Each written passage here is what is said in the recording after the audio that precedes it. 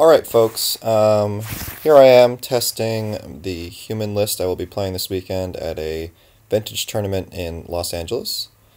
This list is somewhat new, but also pretty old in much of the main deck.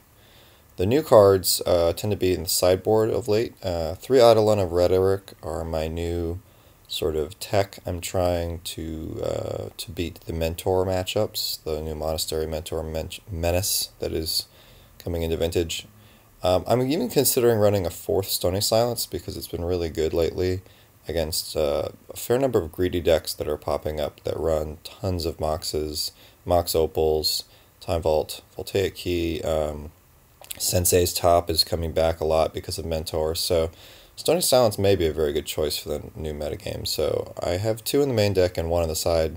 I may try to squeeze another in the side, possibly for the 4th Containment Priest, possibly for a Mayor. Mayor's very good, though, versus Workshop decks, so we'll see. Tabernacle is also tech for Mentor and Pyromancer, because you can tutor it up with the Reliquary. So it might seem counterintuitive to run this card because of the fact that it also makes you have to pay for your own army of creatures. But actually you have a lot of mana in your deck, so you're able to pay a lot more easily than Pyromancer or Mentor decks are able to for their army. So it actually makes a lot of sense to run this card. I think some of the other main deck slots should be pretty self-explanatory. We can talk about it more when the game is over. For now, let's begin. We're playing a WTF Bonkers today. Okay. Oh, and we lost the die roll. Very exciting. So it's always good to get testing in where you lose the die roll, because that's the worst case scenario. Alright. Very interesting hand.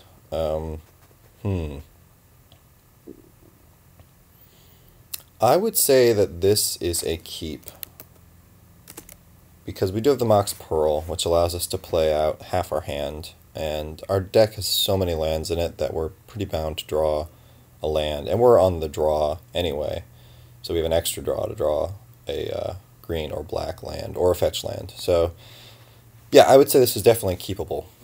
Okay. Let's see what he's on here. I believe he's on a tier deck of some sort of... this is probably the workshop matchup. So this is actually not that bad. Okay. That's a Ratchet Bomb. Very interesting card to start off with. That makes me really, really want to think carefully about how I play this out. So this is the shot matchup. This will not be the same as testing, and that was a great top deck, because now we have the ability to play out our entire hand. Now what to lead here is going to be very tricky. We clearly want to do a 2-drop on turn 1, but the question is which. We could do anything from Qasali Pridemage on turn 1, and Qasali Pridemage is an answer to Ratchet Bomb at 2. So we could actually force him to have 0 2-drops.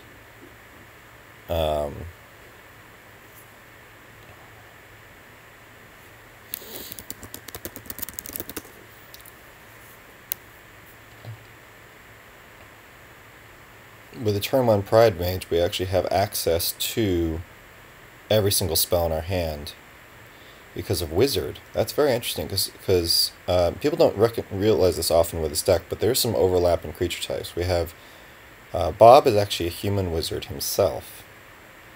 So Pridemage, I think we actually lead here with our Bob off a cavern, and then follow that up next turn with Pridemage, assuming he doesn't waste.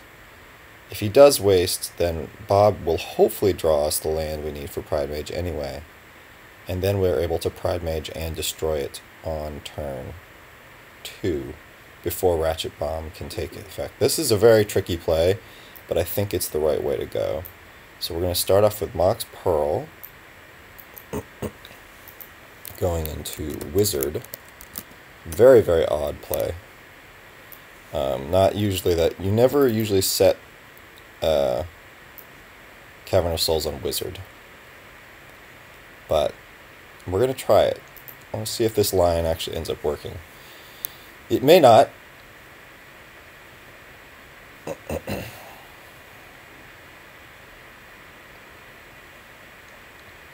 Yeah, he's quickly trying to ramp up the Ratchet Bomb to kill off my Bob.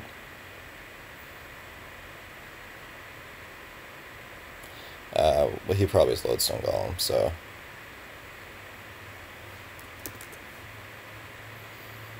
Interesting.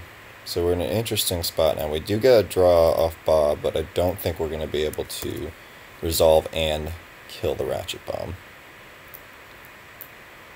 Yeah, we did get a land, which is exactly what we needed.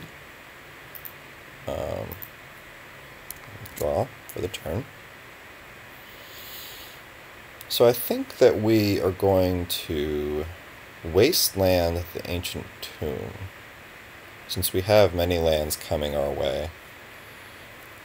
This is going to be a little tricky here.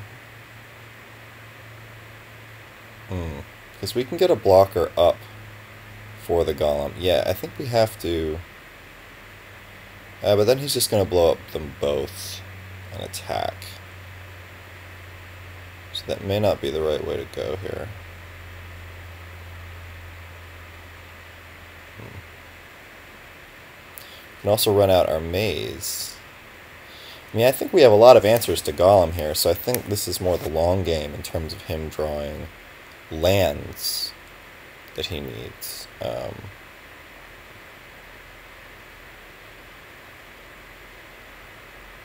So what's the worst case scenario? We waste the tomb, and he goes next turn, blow up your Bob, play a Sphere of Resistance, and then we're down a land, and we have no way of resolving.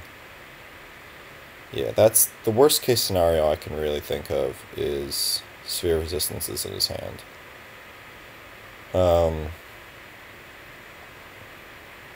So applying some pressure. Problem is that Ratchet Bomb really does take care of everything in our hands, so we're going to get 2 for 1 if we play a creature right now. Whereas Bob's going to pull his own weight right now and draw us cards, which is very, very good. This is a tough spot. I think, though, that we have to play out land. Wow, Shops is always a very tricky matchup to play, because with mana he can basically do anything he wants. He can play anything in his hand, basically, with mana. The deck does run a lot of lands, so it's probably a good idea to just try to waste his land and see if we can find more land. We already have 1 in hand. We already have a Maze of Ith, too, so yeah, I think this is a good play. I think we're going to waste the tomb, see if that gets there. It might not, but usually denying, especially this is more like, looks more like an espresso list to me. So I feel like against a list like this, denying mana is actually a very good play, because they don't tend to run like Metalworkers as a way to generate more mana.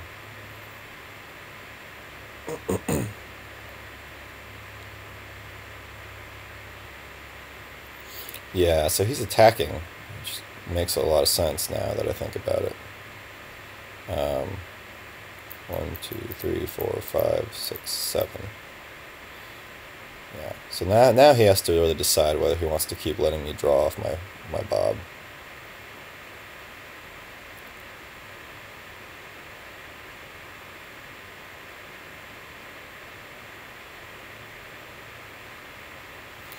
But little does he realize how much gas I still have in my hand. I mean, I imagine he would have to know that I'm protecting Bob, because I already have gas in my hand, and I need him to blow the Bob up. But so I think that Wasteland play ended up being very, very good. It's not always good. If they're just sandbagging Workshop, then it's actually a pretty bad play. But I think in this case it ended up being quite good.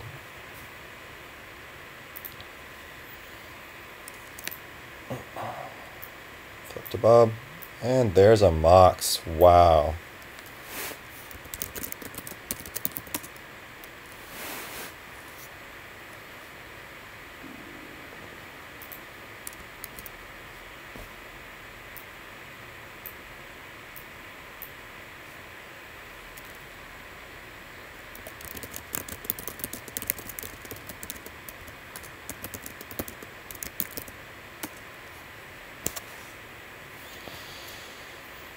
Oh man, so now we have options.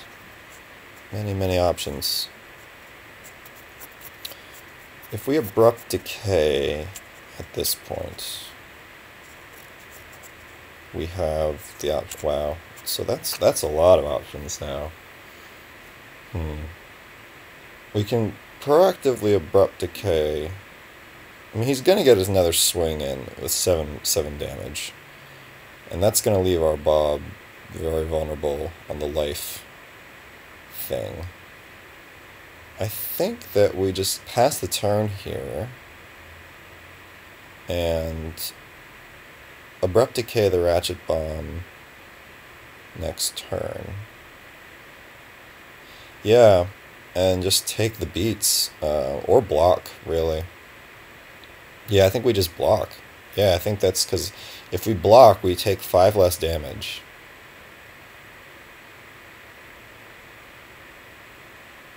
Yeah.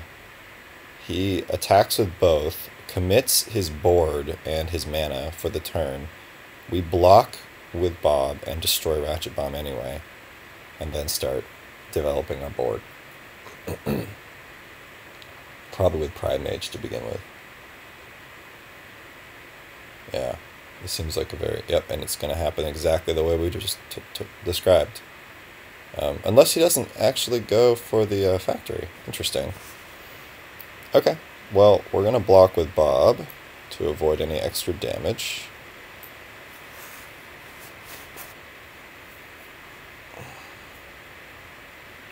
There's a Wasteland.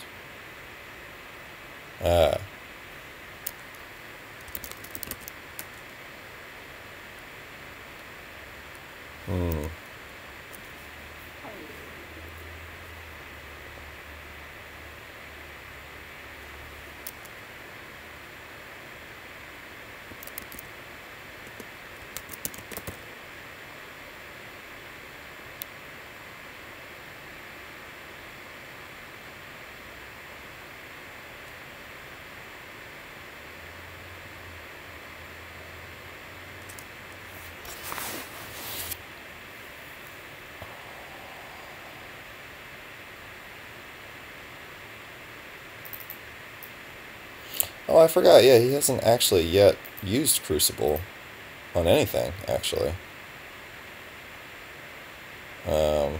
So I think at this point we actually find our basic forest,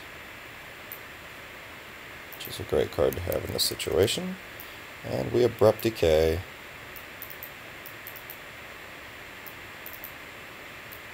The Ratchet Bomb.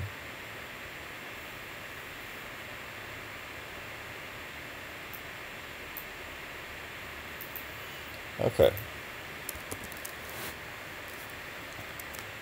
Now we have some decisions to make.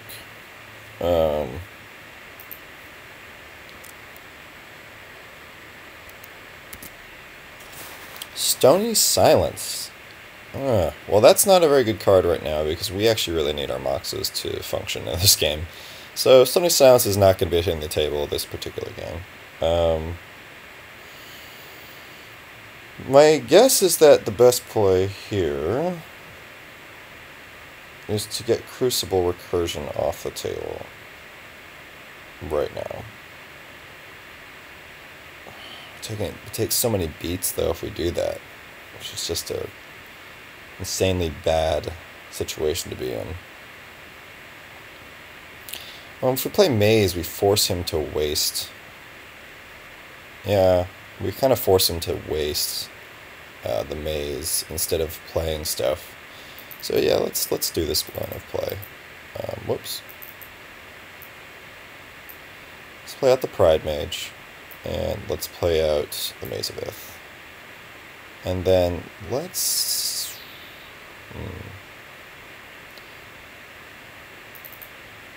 let's blow up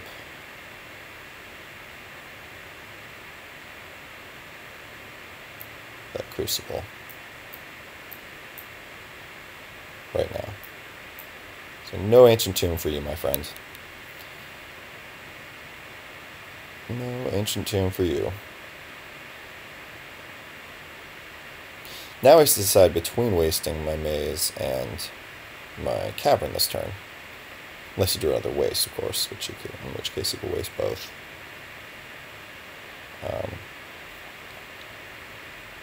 But yeah, I mean, the Pride Mage play there, getting rid of Crucible versus getting rid of Golem, is a very counterintuitive thing for most people.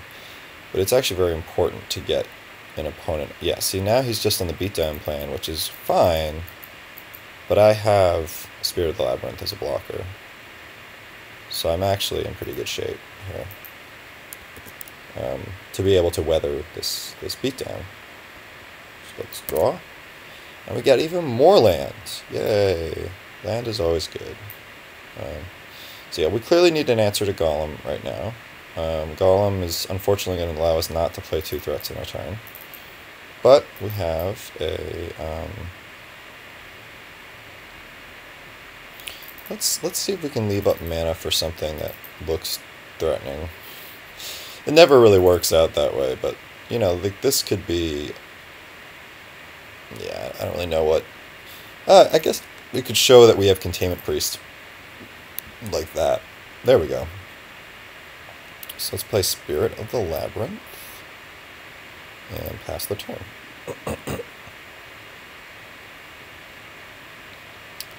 And this is our Golem answer. This card alone, this is why I run this card for many reasons. It's main deck playable even versus shops simply because it has 3 power. It's incredibly important that it has 3 power.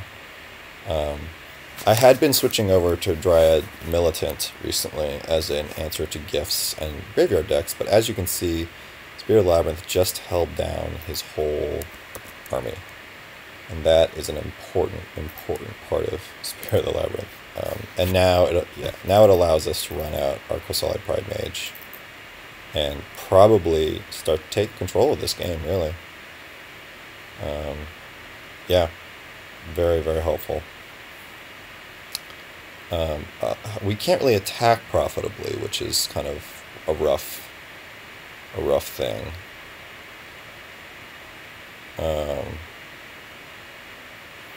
I guess we just have to hope that we probably should run out Thalia, honestly, to keep him off Tangle Wire. Didn't even think of that, did I? Ouch. No, I think the Pride Mage is more important to run out now, while we still have him not, you know, he could still top deck land. He might have like Tangle in his hand already and top deck a land, in which case the Thalia is no good. So probably better to run out the Pride Mage right now, and then Thalia next turn.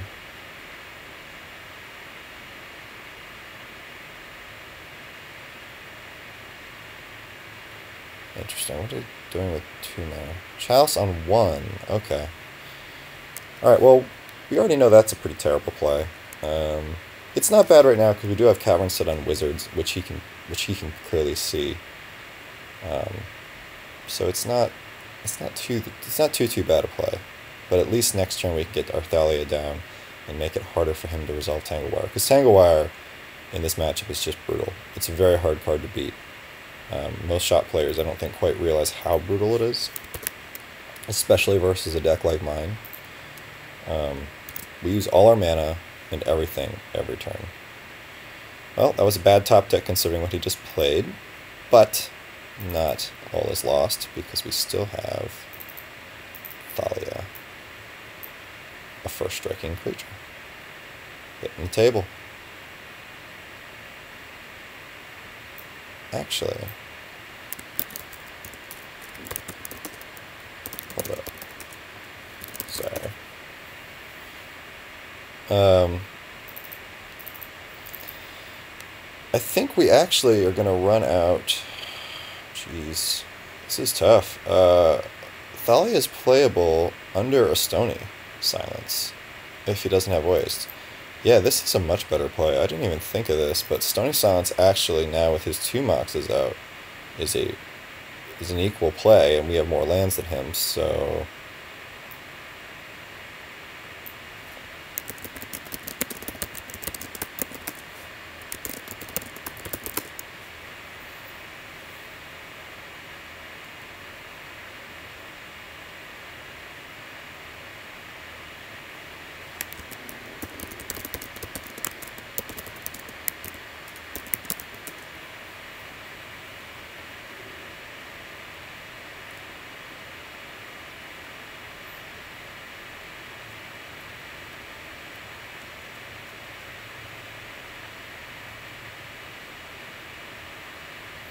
you can attack with Pride Mage and just kill a Golem, leaving Spirit of the Labyrinth up to attack. Oh god, I don't feel like I have really that good of control over the game.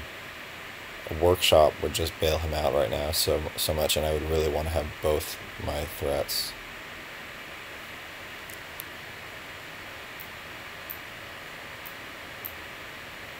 Yeah.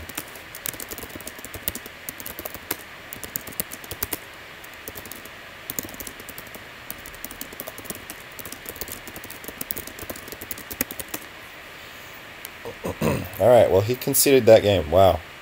What a battle that was. It was a very, very tight game with lots of twists and turns. So this matchup is going to be very interesting. I think we're going to side in that. Mother of Runes has no applications versus Shops, so you're not going to be siding that in ever. Actually, Containment Priest is not a bad card in this matchup. We clearly saw how Spirit is not dead, just because of its body, so we're keeping Spirits in. Thalia is not a card you want to see in multiples, particularly.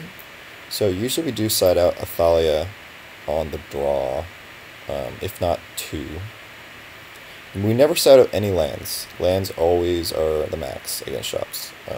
We're not going to be siding in Tabernacle, because he's going to be doing the Mana Denial plan versus us. I think Stony has to stay in fact, because of Ratchet Bomb. So on the draw, I would say Chalices actually come out, because we can't prevent his fast mana on turn 1 with Chalice. I think the 3rd Stony comes in because of those Ratchet Bombs we saw. And I think we actually go down to 2 Thalia, or even 1 Thalia. Because Thalia on the draw is just a terrible, terrible card, especially versus Shop. So I think 1 Thalia, because it's legendary, and obviously it's good with Mayor as a blocker. But 1 Thalia seems correct. I think this is the board plan we are going to go for. And let's go to game 2. Being on the draw versus Shops is always a really tough spot to be in, but we're going to give it, you always have to play it out, see if you can draw a good hand. This is definitely a good hand. We have a Mox. If he doesn't have Chalice at 0, we can power through a Sphere effect, so this is a very good hand. I don't usually draw hands that are this good with this deck, so always nice to draw a hand this good on camera. Always good to draw a hand that's this good while recording for the folks at home. And this is exactly the reason that we don't side in, we don't keep the Chalices on the draw, because basically it would be a moot point at this point. He is burning through a lot of cards. I'm very happy to see this many cards being devoted to simply getting himself going. Unless he has some 6-drop that I'm not aware of, I think all these cards are basically just permanents. Smokestack would actually be a very, very good play with this. Well, that actually does hurt us a bit, because we do have our 1 Mox, but we'll just have to see if we can ramp up to 2 lands. If he has Lodestone, we're in pretty big trouble, because Lodestone can usually race on the back of Chalice. Interesting. Interesting, interesting. Crucible and Thorn. Ooh, wow.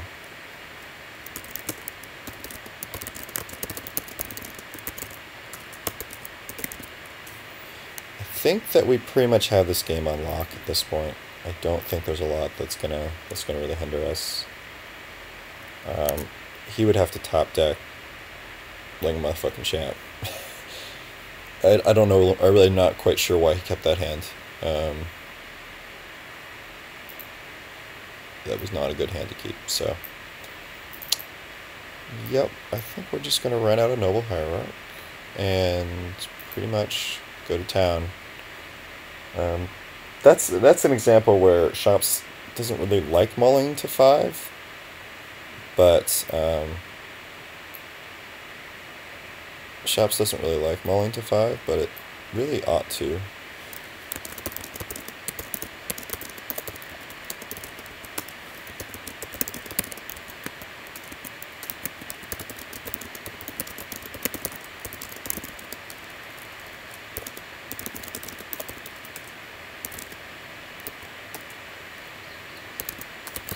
Yeah, I'm just saying, against creatures, Thorn is a total mambo.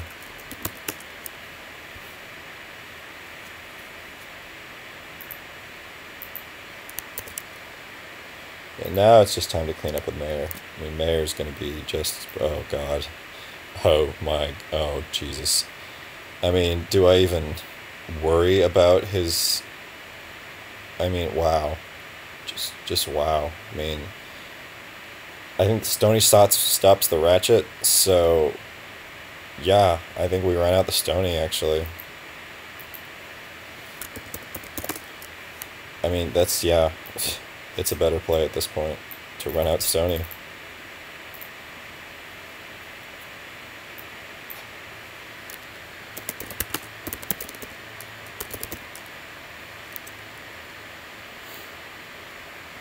Okay. Well, that was quick. Alright. Let me load this video.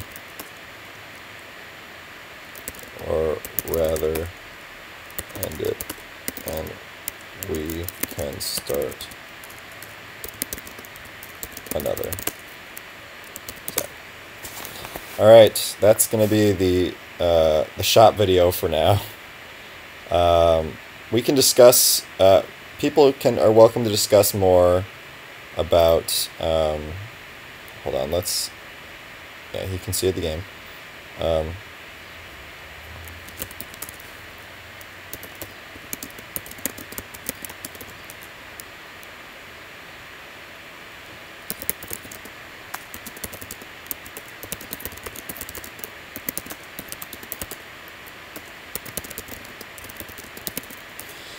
So yeah, I mean, Shops didn't draw well.